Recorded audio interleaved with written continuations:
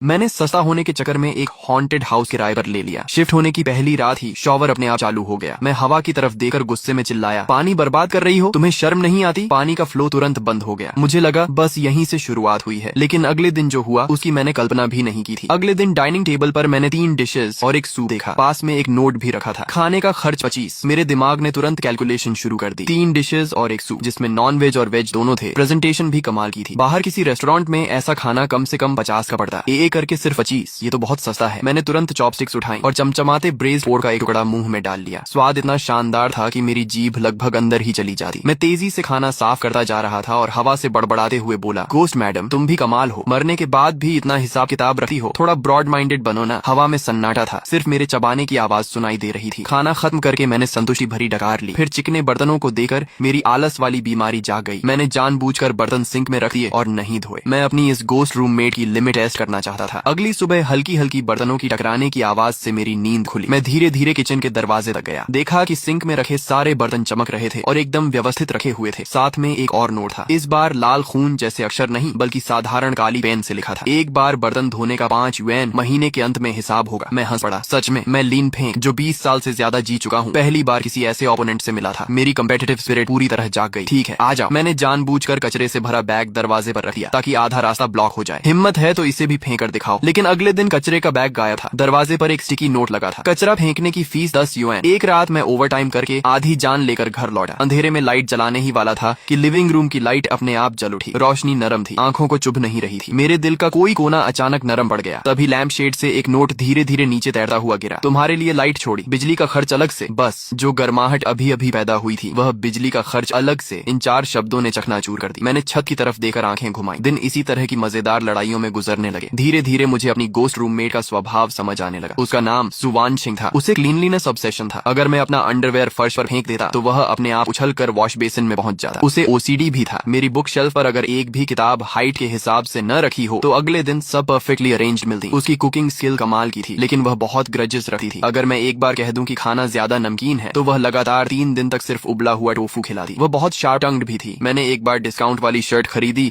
और मिरर के सामने पहनकर देख रहा था। तभी मिरर पर पानी की भाप से धीरे धीरे शब्द उभरे, तुम्हारा फैशन सेंस चिंता का विषय है, तुम्हारी टेस्ट चिंता का विषय है और तुम्हारा वॉलेट तो उससे भी ज्यादा चिंता का विषय है। मैं गुस्से से उछल पड़ा और हवा की तरफ चिल्लाया, तुम्हें क्या मतलब, खुद तो मरकर भी एए सिस्टम नहीं छोड़ पाई। फिर मिरर पर नए शब्द उभरे, तुम भी कुछ कम नहीं। मैं उसकी मौजूदगी का आदी होने लगा था। सच कहूं तो मुझे अच्छा लगने लगा था। कम से कम अब मुझे इंस्टेंट नूडल्स नहीं खाने पड़ते थे। कम से कम इस ठंडे और बेरहम बड़े शहर में कोई था जो मेरे लिए लाइट छोड़कर जाता था, भले ही उसका बिल अलग से लिया जाता था। एक दिन मेरा सबसे अच्छा दोस्त जी बोशियाओ मुझसे मिलने आया। मैंने पहले ही सुवान सिंह को वार्निंग दे दी थी, मेरा दोस्त आने वाला है, वो बहुत डरपोक है, आज थोड़ा शांत रहना। सुना? तभी टेबल पर रखी एक मैगजीन हवा में उठी और उस पर बड़े बड़े अक्षरों में ओके दिखाई दिया। अगले दिन जी बोशियाओ घर में घुसे ही बड़ा चढ़ाकर सूंघने लगा। लिन फें, क्या बात है, अमीर हो गए, कोई मेड रख ली क्या? ये घर तो तुम्हारे रहने की जगह जैसा लग ही नहीं रहा। बस मेरी हैबिट्स थोड़ी सुधर गई हैं। उसके इतना कहते ही टीवी, जिसमें चैलेंज मूवी चल रही थी, अचानक फाइनेंशियल चैनल पर बदल गया। जी बोशियाओ डरकर उछल पड़ा, रिमोट कहाँ है? चैनल अपने आप कैसे बदल गया? मैंने बिना एक्सप्रेशन बदले चैनल वापस बदल दिया। शायद सिग्नल की प्रॉब्लम होगी। हम बातें कर ही रहे थे कि उसके सामने रखा कप धीरे धीरे टेबल के किनारे की तरफ 5 सेंटीमीटर खिसक गया। ये क्या था? कप खुद कैसे हिला? मैंने आराम से कप वापस रख दिया। डरो मत, मेरी रूममेट थोड़ी शरारती है लेकिन खाना बहुत अच्छा बनाती है। जी बोशियाओ मुझे ऐसे देखने लगा जैसे मैं कोई मानसिक रोगी हूँ। लिन फें, क्या काम का स्ट्रेस बहुत बढ़ गया है? तुम्हें हेलुसिनेशन तो नहीं हो रहा? मैंने लंबी सांस ली। मुझे पता था कि ये बात समझाना नामुमकिन है। किसी तरह डरे हुए जी बोशियाओ को विदा करके मैं उदास होकर सोफा पर बैठ गया। तभी लिविंग रूम की रोशनी थोड़ी और धीमी हो गई और पहले से भी ज्यादा नरम लगने लगी। मैंने सिर घुमाकर उस बड़ी फ्रेंच विंडो की तरफ देखा। पहली बार मुझे एक लंबी लड़की का सफेद कपड़ों में लिपटा हुआ सिलुएट इतनी साफ दिखाई दिया। वह अब भी आधी ट्रांसपेरेंट थी, जैसे चलती हुई धुंध हो, लेकिन अब मैं उसके कंधों तक आते लंबे बाल साफ देख सकता था। वह बड़ी सावधानी से उस खिड़की को साफ कर रही थी जिसे मैं सुबह ठीक से साफ नहीं कर पाया था। उसकी हर हरकत में फोकस, सीरियसनेस और लगभग ऑब्सेसिव एलिगेंस थी। अचानक मुझे लगा कि मेरे दोस्त की चिंता और दुनिया की सारी गलतफहमियां बिल्कुल मायने नहीं रखती। इस विशाल शहर में आखिरकार मेरे पास एक घर था और एक बहुत ही अनोखा परिवार का सदस्य भी। लेकिन अच्छी चीजें ज्यादा समय तक नहीं टिकी। कैपिटलिज्म की ठंडी हवा आखिर मेरे जैसे छोटे एम्प्लॉय तक भी पहुंच गई। एक ठंडी ईमेल और कुछ बेजान ऑफिशियल लाइंस ने मेरी उस नौकरी को खत्म कर दिया, जिसके बदले मैं रोज 2 घंटे का कम्यूट करके बस मामूली सैलरी पाता था। एक कार्डबोर्ड बॉक्स हाथ में लिए मैं भीड़ भाड़ वाली सड़क पर चल रहा था। पहली बार मुझे लगा जैसे मैं भी फेंका हुआ कचरा हूँ। घर लौटकर मैंने खुद को कंबल में ढक लिया और लंबे समय से दबाए हुए एहसासों को भीतर ही भीतर दबाए रखा। दुख और बेचैनी आखिर उस पल बाहर निकल आए। पता नहीं मैं कितनी देर तक तक रोता रहा। तभी लिविंग रूम से हल्की हल्की एक सुरीली क्लासिकल म्यूजिक की धुन सुनाई देने लगी। वह मेरी सबसे पसंदीदा डिवोजा की सिम्फनी थी। मैंने एक बार खाना खाते समय हवा से कहा था, ये म्यूजिक बहुत अच्छा है। इसे सुनकर लगता है कि चाहे दिन कितने भी मुश्किल हों, उन्हें पार किया जा सकता है। मैं नाक पहुंचता हुआ भारी कदमों से कमरे से बाहर निकला। डाइनिंग टेबल पर गर्मा गर्म कोका कोला चिकन विंग्स रखे थे। पास में एक नोट चुपचाप रखा था, उस पर सिर्फ 2 शब्द लिखे थे, फ्री ऑफ चार्ज। आखिरकार मेरी आंखों से आंसू बह निकले। इस बार दुख की वजह से नहीं, बल्कि उस गर्माहट की वजह से। मैंने पहली बार हवा की तरफ गंभीरता से देखकर कहा, धन्यवाद सुवानचिंग। हवा में जैसे बहुत हल्की सी एक आह सुनाई दी। खाना खाने के बाद मैंने लैपटॉप खोला और पागलों की तरह रिज्यूम्स भेजने लगा। लेकिन जो भी रिज्यूम भेजता वह समुद्र में पत्थर फेंकने जैसा साबित होता। कभी कभी इंटरव्यू का मौका मिलता भी तो आखिरी दौर में रिजेक्ट हो जाता। बैंक अकाउंट का बैलेंस हर दिन कम होता जा रहा था और एंग्जाइटी धीरे धीरे मेरे नर्व्स को खा रही थी। मैं पूरी रात सो नहीं पाता था। आखिरकार एक दिन मुझे मेरी ड्रीम कंपनी से इंटरव्यू कॉल मिला। मैंने तुरंत अपनी सबसे अच्छी और एकमात्र फॉर्मल सूट निकाल ली। इंटरव्यू वाले दिन मैं सुबह बहुत जल्दी उठ गया, लेकिन ज्यादा नर्वस होने की वजह से नीचे कॉफी शॉप में ब्रेकफास्ट खरीदते समय मेरा हाथ फिसल गया और एक कप गर्म कॉफी पूरी की पूरी मेरी शर्ट पर गिर गई। उस पल मुझे लगा जैसे आसमान टूट पड़ा हो। मैं बदहवास होकर घर की तरफ भागा। इंटरव्यू में सिर्फ 1 घंटा बचा था। नई शर्ट खरीदने का समय बिल्कुल नहीं था। क्या मुझे सच में हार मान लेनी चाहिए? तभी बाथरूम से वॉशिंग मशीन के चालू होने की हल्की आवाज आई। मैं चौंक गया। दौड़कर अंदर गया तो देखा कि कॉफी से खराब हुई शर्ट वॉशिंग मशीन में घूम रही थी। 20 मिनट बाद वॉशिंग मशीन रुकी और ड्रायर चालू हो गया। फिर 20 मिनट बाद एक साफ, गर्म और हल्की खुशबू वाली शर्ट एक अदृश्य हैंगर पर टंगी हुई मेरे कमरे के दरवाजे पर दिखाई दी। मैं उस बिल्कुल नई जैसी लग रही शर्ट को देखता रह गया। ऐसा लग रहा था जैसे सपना देख रहा हूँ। मैंने तुरंत कपड़े बदले और घर से भागा। मेट्रो स्टेशन तक पहुंचने वाली सड़क पर सुबह का रश आवर था। समय तेजी से निकल रहा था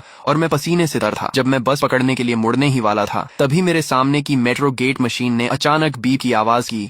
ग्रीन लाइट जल उठी और गेट अपने आप खुल गया। मैंने ज्यादा नहीं सोचा और तुरंत अंदर घुस गया। प्लेटफॉर्म पर पहुंचते ही देखा कि मेरी मेट्रो के दरवाजे बंद होने वाले थे। मेरा दिल बैठ गया, लेकिन जैसे ही दरवाजे पूरी तरह बंद होने वाले थे, ऐसा लगा जैसे बीच में कुछ फंस गया हो। अलार्म बजा और दरवाजे फिर से खुल गए। मैं किसी तरह दौड़कर अंदर घुस गया। मेट्रो में मैं जोर जोर से सांस ले रहा था। आखिरकार इंटरव्यू शुरू होने से सिर्फ 5 मिनट पहले कंपनी पहुंच गया। मीटिंग रूम में बैठकर इंटरव्यूअर्स का इंतजार करना हर सेकंड किसी टॉर्चर जैसा लग रहा था। काफी देर बाद मेरा नंबर आया। मैंने गहरी सांस ली और कमरे में प्रवेश किया। 4 इंटरव्यूअर्स एक लाइन में बैठे थे और उनके चेहरे बेहद गंभीर थे। मैं इतना नर्वस था कि हथेलियों में पसीना आ गया। जो सेल्फ इंट्रोडक्शन मैंने तैयार किया था वह मेरे दिमाग से पूरी तरह गायब हो चुका था। मेरा ब्रेन जैसे क्रैश हो गया था। मैं शर्मिंदगी से जमीन में गड़ने ही वाला था कि तभी टेबल पर रखी एक काली पेंसिल अचानक लुढ़ककर मेरे हाथ के पास आ गई। मैंने अनजाने में उसे पकड़ लिया। उसकी ठंडी सतह को महसूस करते ही मेरा दिमाग शांत हो गया। मैंने नीचे देखा तो पेंसिल पर किसी नुकीली चीज से 2 छोटे लेकिन साफ शब्द उकेरे हुए थे, स्टेडी रहो। मेरा दिल तुरंत स्थिर हो गया। वे 2 शब्द किसी एनर्जी इंजेक्शन की तरह मेरे अंदर उतर गए। सभी इंटरव्यूअर्स को नमस्कार, मेरा नाम लिन फेंक है। उस इंटरव्यू में मैंने अपने जीवन का सबसे अच्छा परफॉर्मेंस दिया। 1 हफ्ते बाद मुझे उसी कंपनी से ज्वाइनिंग लेटर मिल गया। ज्वाइनिंग वाले दिन मैं सबसे पहले सुपरमार्केट गया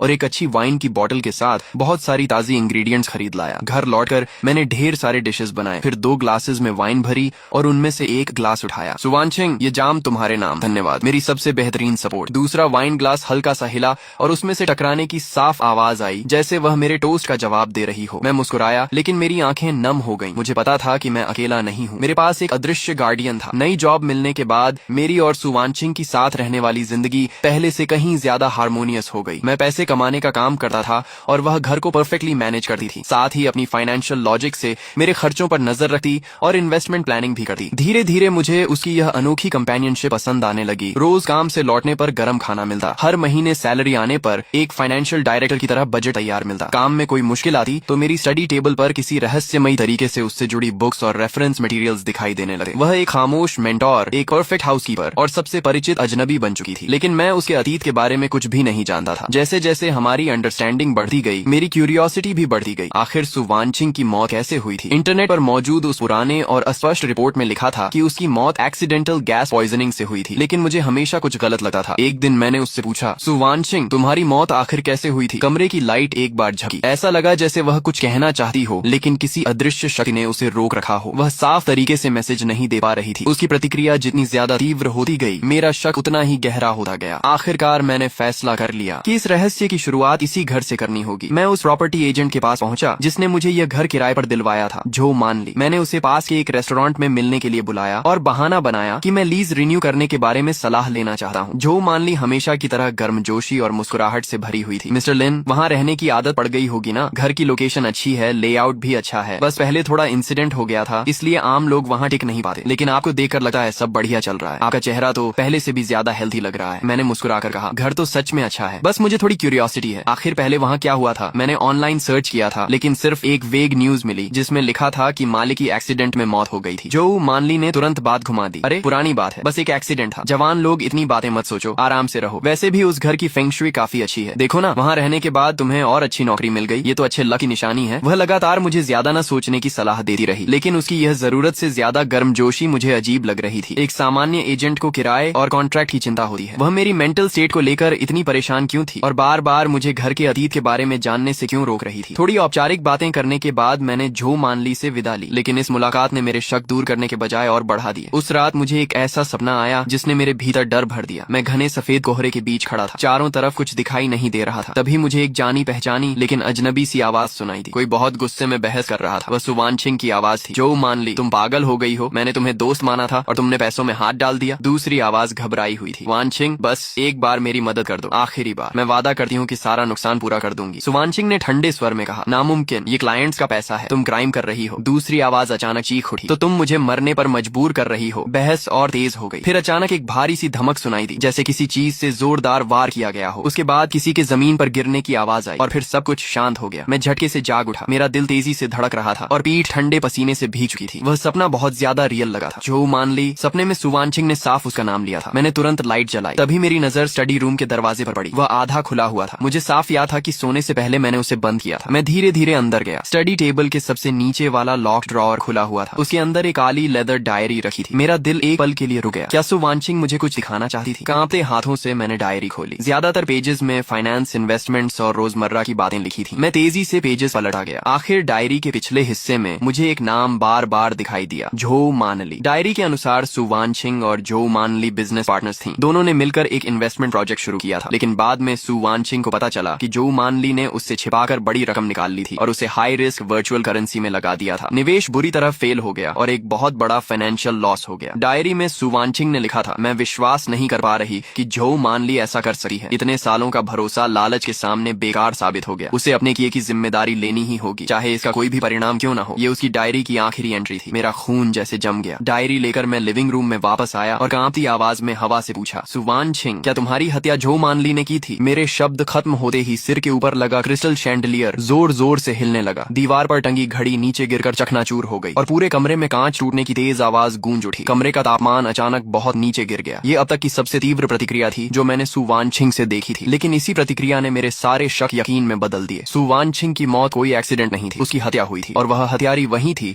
जो हर बार मेरे सामने मीठी मुस्कान लेकर खड़ी होती थी, प्रॉपर्टी एजेंट जो मानली। सच एक बर्फीले चाकू की तरह मेरी शांत जिंदगी के पर्दे को चीर कर बाहर आ गया। मैंने उस घर की तरफ देखा जिसे सुवानछिंग हमेशा चमकता हुआ और साफ सुथरा रखती थी। पहली बार मुझे वहाँ हड्डियां जमा देने वाली ठंड महसूस हुई। मैं ये सब देखकर चुप नहीं बैठ सका था। सुवानछिंग, चिंता मत करो, मैं उसे उसके सही अंजाम तक पहुंचाऊंगा। मैंने गहरी सांस ली और योजना बनानी शुरू कर दी। मुझे सबूत चाहिए थे। डायरी एक महत्वपूर्ण क्लू थी, लेकिन किसी को सजा दिलाने के लिए पर्याप्त नहीं थी। मुझे जो मानली से खुद उसकी गलती कबूल करवानी थी। कुछ दिन बाद मैंने उसे फिर कांटेक्ट किया। इस बार बहाना था कि मुझे इन्वेस्टमेंट और फाइनेंस में इंटरेस्ट हो गया है और मैं उसकी सलाह चाहता हूँ। हमने एक शोरगुल वाले खुले कॉफी कैफे में मिलने का फैसला किया। मिलने से पहले ही मैंने अपने फोन का रिकॉर्डिंग फंक्शन चालू कर दिया। जो मानली मुस्कुराई, लिन भाई, नई नौकरी मिलते ही फाइनेंस प्लानिंग शुरू कर दी, काफी एम्बिशियस हो। मैंने हंसते हुए कहा, क्या करूँ, गरीबी से डर लगता है। वैसे असली क्रेडिट तो आपको जाता है, आपने मुझे इतना अच्छा घर दिलाया, वहाँ रहने के बाद तो मेरी किस्मत ही बदल गई। फिर मैंने कैजुअली कहा, वैसे उस घर की असली मालिक सुवानछिंग के बारे में सोचकर मुझे बड़ी क्यूरियोसिटी होती है। सुना है वह फाइनेंस इंडस्ट्री की एक्सपर्ट थी, क्या वह भी इन्वेस्टमेंट्स करती थी? मैं उसकी आंखों पर नजर टिकाए हुए था। जैसे ही मैंने सुवानछिंग का नाम लिया, उसकी आंखों की पुतलियां हल्की सी सिकुड़ गईं। उसने तुरंत खुद को संभाल लिया। हाँ, मिस सू बहुत टैलेंटेड थी, अफसोस इतनी कम उम्र में चली गई। मैंने अगला दांव चला। हाल ही में मुझे घर में उनकी कुछ डायरीज और नोट्स मिले। उनमें बहुत सारे प्रोफेशनल टर्म्स लिखे हैं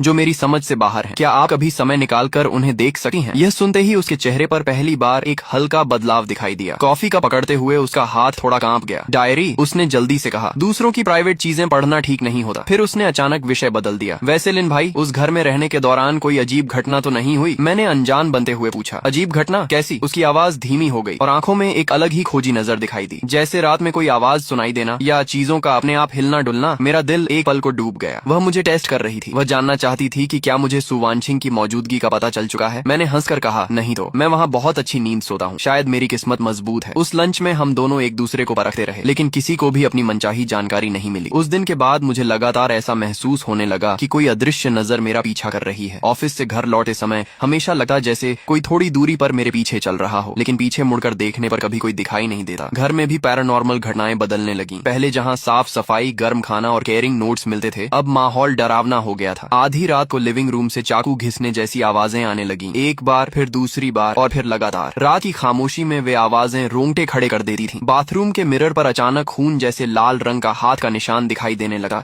जैसे कोई अभी अभी उसके अंदर से निकलने की कोशिश कर रहा हो। लेकिन मैं जानता था कि यह सब सुवानचिंग नहीं कर रही थी। उसकी पैरानॉर्मल मौजूदगी में हमेशा व्यवस्था और एक अजीब सी कोमलता होती थी, जबकि ये सारी घटनाएं सिर्फ नफरत, डर और धमकी से भरी हुई थी। मुझे यकीन था कि जो मानली ने किसी तरीके या किसी आदमी का इस्तेमाल करके यह सब रचाया था ताकि मैं डर कर घर छोड़ दूं। वह घबरा गई थी। उसे डर था कि कहीं मैं सुवानचिंग की छोड़ी हुई चीजों में ऐसा कोई राज न ढूंढ लूं जो कभी सामने नहीं आना चाहिए था। एक रात मैं बुरे सपने से जाग गया। मेरी नजर बेडरूम की खिड़की पर पड़ी। शीशे पर हल्की धुंध जमी हुई थी और उस धुंध पर धीरे धीरे कुछ शब्द उभर रहे थे। यह सुवानचिंग थी। उसने अपनी पूरी ताकत लगाकर 3 शब्द लिखे थे। खतरा, चले जाओ। उसकी लिखावट पहले जैसी मजबूत नहीं थी। अक्षर टेढ़े मेढ़े और कमजोर थे, जैसे किसी भी पल गायब हो सकते हो। मेरा दिल जोर से कस गया। वह मुझे बचाने की कोशिश कर रही थी। खुद फंसी होने के बावजूद उसका पहला विचार मेरी सुरक्षा था। मैं खिड़की के पास गया, उन शब्दों को हाथ से मिटा दिया और ठंडे शीशे से टिकर धीरे लेकिन दृढ़ आवाज में बोला, यह हमारा घर है, यहाँ से किसी और को जाना होगा। अगले दिन मैंने छुट्टी ले ली। ऑनलाइन कुछ छोटे हिडन कैमरास मंगवाए जो चार्जर और दूसरी चीजों के अंदर छिप सके थे। एक कैमरा मुख्य दरवाजे की तरफ लगाया और दूसरा स्टडी रूम की बुक शेल्फ पर। कैमरास लगाने के तीसरे दिन ही जो मानली का फोन आ गया। गैस कंपनी इलाके में सेफ्टी इंस्पेक्शन कर रही है। एजेंट होने के नाते मुझे उनके साथ आकर तुम्हारे घर की गैस पाइपलाइन चेक करनी होगी। बताओ कब आना ठीक रहेगा? Gas pipeline inspection. क्या शानदार बहाना था। इससे वह कानूनी तरीके से घर के अंदर आ सकती थी और शायद अपनी अगली चाल भी चल सकती थी। मैंने भीतर की घृणा दबाते हुए कहा, जरूर, मैं आज घर पर ही हूँ, आप कभी भी आ सकती हैं। फोन रखते ही मैंने सुवानचिंग के लिए एक नोट लिखा। स्टिकी नोट पर मैंने लिखा, वह आने वाली है, आगे का खेल मौके के हिसाब से खेलेंगे। ये लिखकर मैंने वह नोट लिविंग रूम में रख दिया, जहाँ वह आसानी से दिखाई दे। लगभग आधे घंटे बाद डोरबेल बजी। पीप होल से देखा तो बाहर झो मानली खड़ी थी। मैंने दरवाजा खोला और मुस्कुराते हुए उसे अंदर बुला लिया। झो दीदी, आपको तकलीफ करनी पड़ी। वह हंसकर बोली, अरे नहीं नहीं, ये तो सबकी सेफ्टी के लिए है। लेकिन जैसे ही वह घर के अंदर आई, उसकी आंखें लगातार हर कोने को स्कैन करने लगी। वह किसी जहरीले सांप की तरह लिविंग रूम, डाइनिंग एरिया और बैल्कनी को गौर से देखती रही। आखिर उसकी नजर स्टडी रूम के उस बंद दरवाजे पर जाकर रुकी। वह गैस स्टोव और वाटर हीटर के पास जाकर इंस्पेक्शन का नाटक करने लगी, लेकिन उसका ध्यान कहीं और था। तभी उसके पैरों के पास रखी एक डाइनिंग चेयर अचानक आधा मीटर पीछे खिसक गई। कौन? झो मानली का चेहरा तुरंत सफेद पड़ गया। उसने घबरा कर पीछे देखा, लेकिन वहाँ कोई नहीं था। मैंने मासूमियत से पूछा, क्या हुआ झो दीदी? उसने खुद को संभालते हुए कहा, कुछ नहीं, शायद मेरी आंखों का भ्रम होगा। लेकिन उसके माथे पर पसीने की बारीक बूंदें उभर आई थीं। इससे साफ था कि उसके मन में डर बैठा हुआ था। जो इंसान दोषी नहीं होता, वह एक हिलती हुई कुर्सी से इतना नहीं डरता। कुछ देर बाद उसने कहा, मैं जरा वॉशरूम होकर आती हूँ। मैं लिविंग रूम के कोने में लगे मिरर के रिफ्लेक्शन से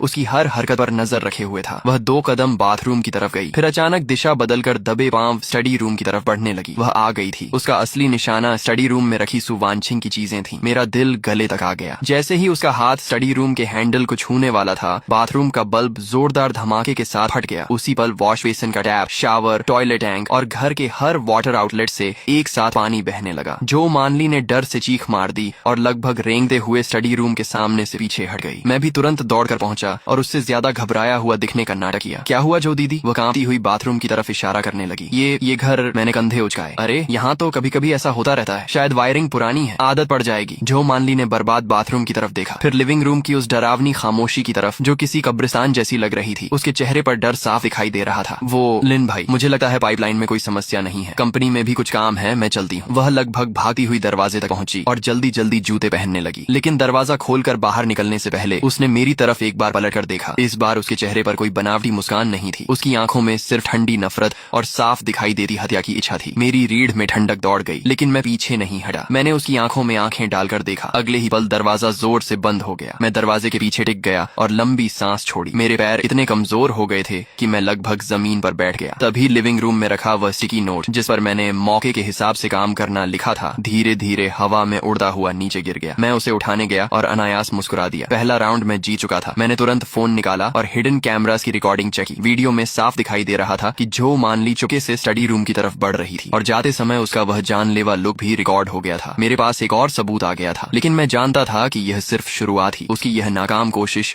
उसे और ज्यादा खतरनाक बना देगी। अगली बार वह कोई दिखावा नहीं करेगी। तूफान मेरी उम्मीद से कहीं जल्दी आ गया। जो मानली ने पूरी तरह अपना नकली चेहरा उतार फेंका। फेंका। उसे पता था कि यह घर हॉन्टेड है और उसने इसी बात का फायदा उठाने का फैसला किया। वह वही पुराना तरीका दोहराना चाहती थी। वह चाहती थी कि मेरी मौत भी एक केयरफुली प्लान्ड एक्सीडेंट लगे, गैस पॉइजनिंग। रात के 2 बजे मैं लिविंग रूम से आई एक भारी आवाज सुनकर जाग गया। ऐसा लगा जैसे कोई बैल्कनी से अंदर कूदा हो। मेरे दिमाग में तुरंत एक नाम आया, झो मानली। मैंने सांस रोक ली और धीरे से बिस्तर से उतर गया। बेडरूम के दरवाजे के पीछे छिपकर मैंने बाहर झांका। लिविंग रूम में एक काला साया धीरे धीरे आगे बढ़ रहा था। उसके हाथ में एक टूल बैग था और वह सीधे किचन की तरफ जा रहा था। मेरा दिल इतनी तेजी से धड़क रहा था कि लगा अभी बाहर निकल आएगा। मैंने खुद को मजबूर किया कि शांत रहूं। बेडसाइड टेबल से फोन उठाया, उसकी ब्राइटनेस सबसे कम की और कांपती उंगलियों से 110 डायल कर दिया। कॉल कनेक्ट होते ही मैंने कुछ नहीं कहा, बस फोन को लिविंग रूम की तरफ कर दिया। मैंने कहीं पढ़ा था कि अगर कोई बिना बोले इमरजेंसी कॉल करे तो ऑपरेटर समझ जाता है कि कॉलर खतरे में है और लोकेशन ट्रेस करने की कोशिश करता है। ये सब करने के बाद मैंने कैमरा ऐप खोला और लाइव स्ट्रीमिंग चालू कर दी। फिर पहले से तैयार किया हुआ